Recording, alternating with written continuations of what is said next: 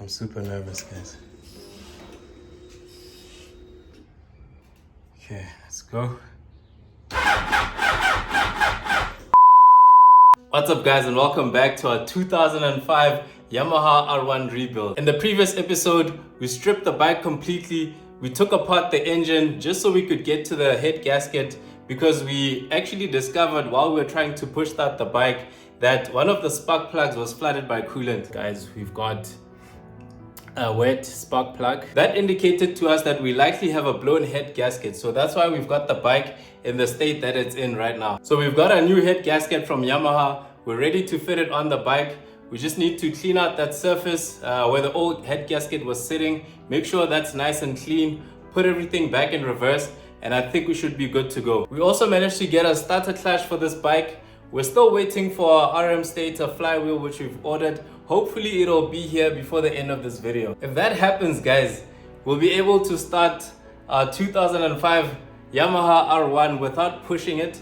It'll start by itself, and hopefully we can leave it run, see if our work with the head gasket was a-okay. There's no more leaks, there's no more smoke coming from the exhaust, and we can move on to other things. Alright guys, as you can see, we've got a whole lot of residue on our block here. We need to clean that out, get it nice and smooth, just like this area here that we started doing. Get it nice and clean so that when we put our new head gasket, that thing makes a perfect seal with the head, and we don't have any more leaks. One thing that we haven't addressed is these coolant channels here, which are pretty corroded.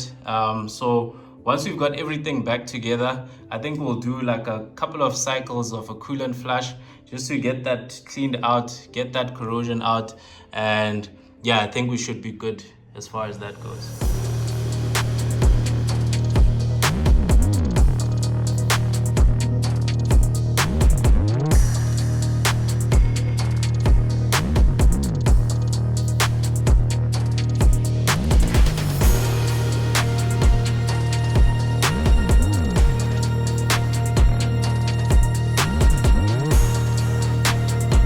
Okay guys, we've got our block nice and cleaned. We tried to remove as much of the material as we could. I think this should be good enough. So now we're gonna slap on our head gasket. Oof, nice and brand new. It's getting stuck in some of these bolts, but I think we should be good now. Awesome. There we go. Now we're gonna take our head that we also cleaned up, and we're gonna slap it on top. Start doing these bolts to get it nice and secure. And yeah, we'll basically put everything back in reverse.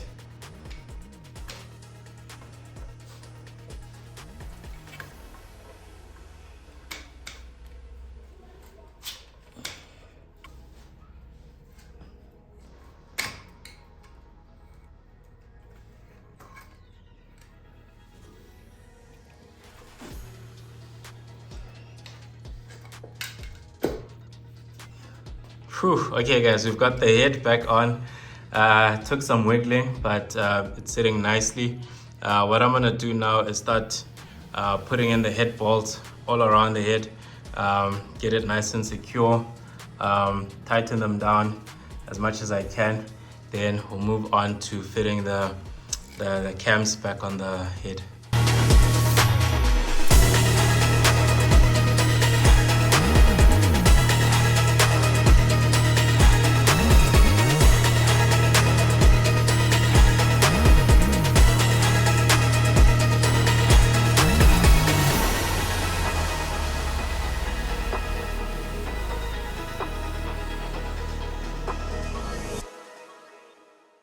Alright guys, we've got all 12 head bolts nice and secure.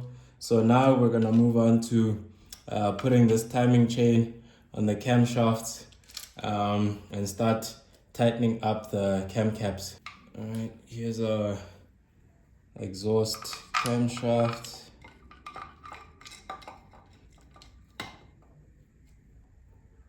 Needs to come out some more.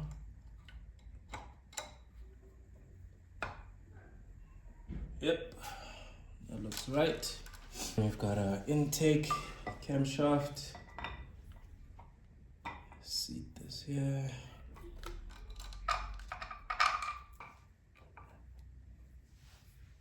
I think these, I think these look all right.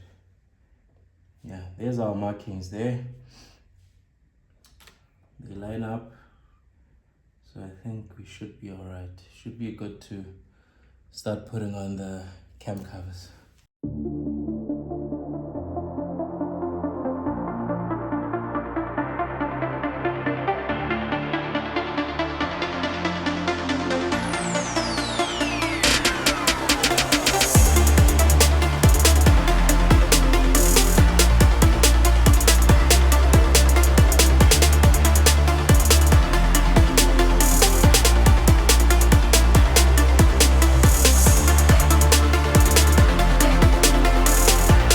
Alright guys, we've got all the cam covers on, nice and torqued to spec. We've got the tensioner on, also torqued to spec. So now we're gonna check the timing off by hand. I'm just gonna undo these zip ties.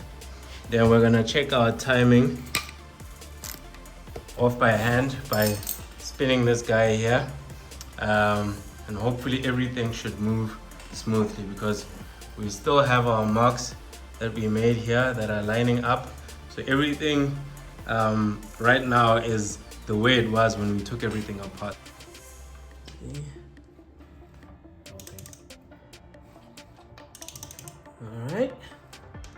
Seem to be moving nicely. Yeah, that's like all the way. Oh man, feels super nice. Okay, we're stuck here.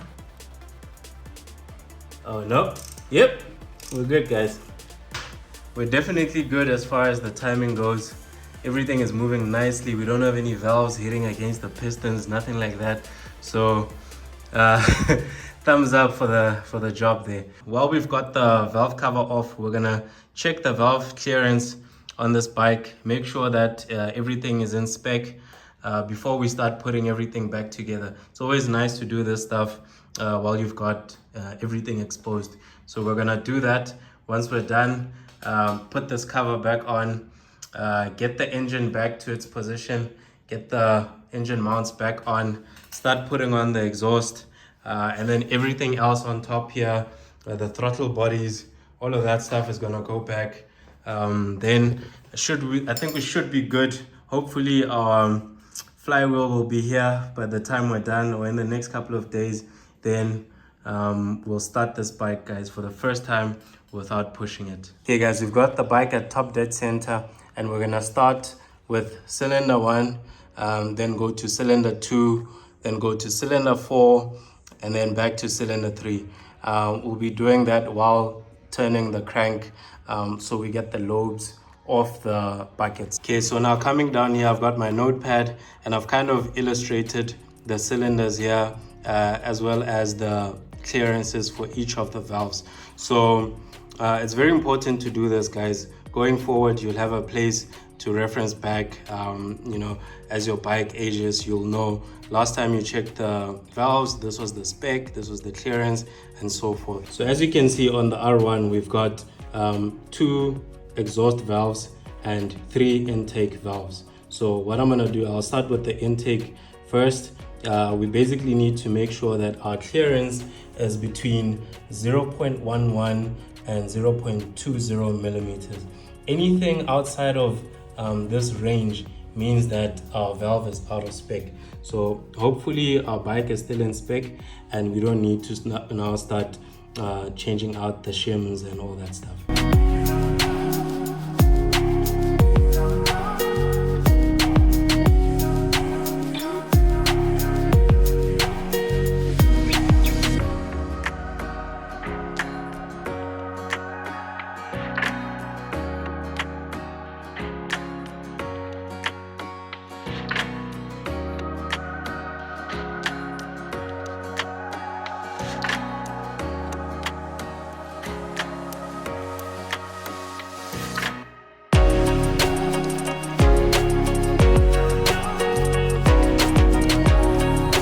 Okay guys, the numbers are in.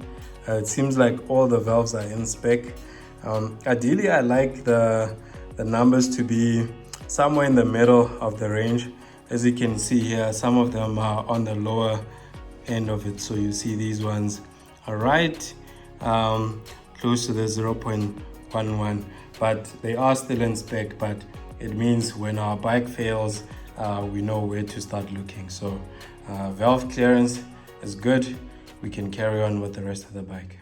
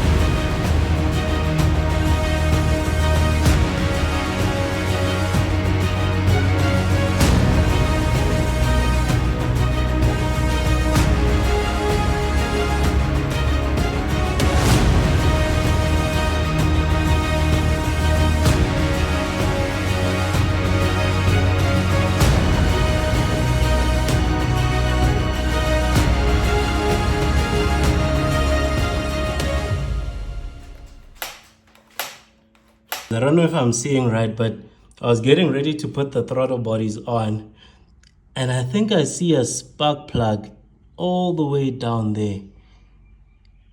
Jeez, guys, this would have been a mess if we tried to start up the bike like this. I don't know if this was always in, or if this is one of our spark plugs, but I believe this was always in the bike. Jeez, guys. Okay, so I've got my magnet here. Just gonna try fish it out. Okay, it's not a spark plug, but it's a bolt. I have no idea where this came from. We literally had these covered the whole time. I just took off the cloths here just to put on the throttle bodies, and I found this guy. Jeez, that's crazy.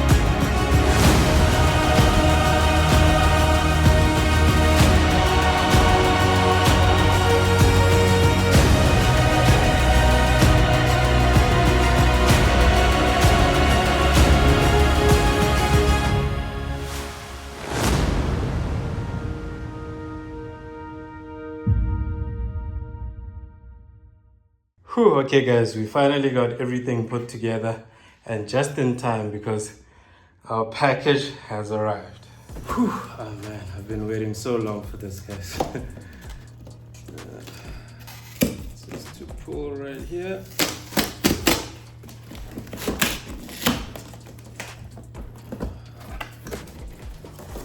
Oh yeah. Got a gasket here. RM stator. This is for the stator cover. But the thing we really want. Ooh, oh, they gave us some goodies. Nice little keyring. Okay, I'm getting distracted. The thing that we really want is this guy, which is A brand new RM stator, upgraded flywheel. Look at that, guys. Oh man, I'm so happy. Oh, look at that beauty. Oh, awesome. I'm super excited, guys. I'm gonna fit this on the bike right now. Oh man. Okay, let's go. Before we actually fit this on the bike, we need to assemble the starter clutch onto the flywheel. So we've got a starter clutch assembly here, along with the spacer that goes at the back and the washer, and these like rubber grommets that are gonna sit at the back here. So let me assemble everything and then we'll put all of this on the bike. Okay guys, we've got everything put together. We've got the flywheel, the starter clutch, the washer in there along with the spacer. So now I'm gonna fit this on the bike. Okay, so now here we go. We've gotta line up the two gears in there.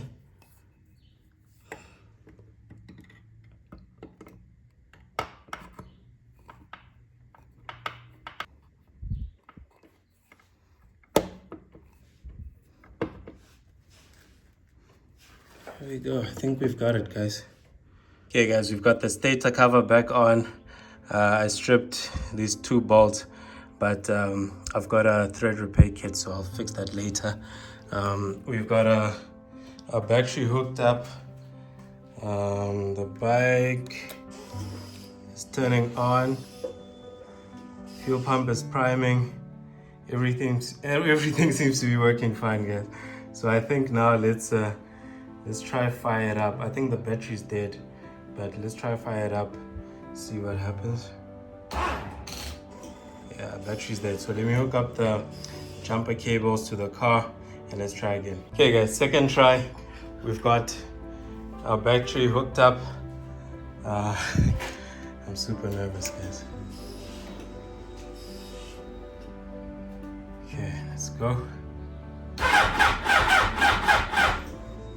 Okay, it wants to start up, but the battery is still dead. Okay guys, I let it sit for a little bit longer. I think let's give it another try. Come on. Come on,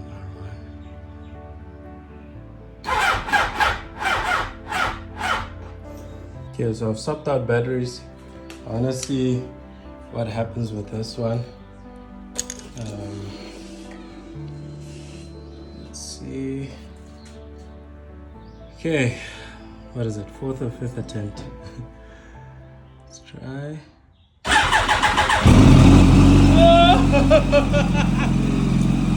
It starts off, guys, all by itself. So the issue was the battery, and we've got everything spinning and moving freely. Okay, guys, I let it idle a little bit longer. There's no more smoke from there. The fans just kicked in, so we know the fans are working. There's no more smoke from the headers. There's absolutely no smoke coming out from the exhaust. So it seems like our head gasket is A-okay, guys. Thumbs up for that. So the fan kicked in. Our temperature right now, 104. Bike seems to be running okay, guys. Okay guys, I think we're gonna have to end it here. If you like what you've seen so far, guys, please hit the like button. Please subscribe if you haven't already. Hit the bell icon to be notified when we release part 6 of this 2005 Yamaha R1 rebuild. I'll catch you on the next one, guys. Peace out.